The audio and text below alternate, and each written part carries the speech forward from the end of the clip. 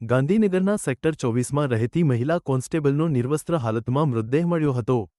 તપાસમાં ચોંકાવનારો ખુલાસો થયો. આરોપી મોહન નાગજીભાઈ પારધી, જે મહિલા કોન્સ્ટેબલનો જૂનો પ્રેમી હતો. તેણે જ તેની હત્યા કરી. બંને વર્ષો સુધી પ્રેમસંબંધમાં હતા. મહિલા કોન્સ્ટેબલે લગ્ન માટે દબાણ કરતા પરિણીત મોહને ઇનકાર કર્યો અને ઝઘડો વધતા તેણે કપડું દબાવી શ્વાસ રૂંધાવી દીધો. હત્યા પછી મોહન દરવાજો બહારથી બંધ કરી દીધો અને બસથી અમરેલી ભાગી ગયો. પોલીસે અમરેલીમાંથી આરોપીની ધરપકડ કરી. મોહન સિરામિક કંપનીમાં મેનેજર તરીકે નોકરી કરતો હતો. બંનેનો પરિચય 2011-12માં કોલેજ સમયથી હતો. મોહન 2015માં પરણી ગયો હતો અને તેને હાલ 4 વર્ષનું સંતાન છે. છતાં બંને વચ્ચે સંપર્ક ચાલુ હતો. મહિલા કોન્સ્ટેબલના ભાઈ ભાભીએ ફોન ન ઉપાડતા પાડોશીને જાણ કરી. દરવાજો ખોલતા અંદર મૃત હાલતમાં લાશ મળી આવી.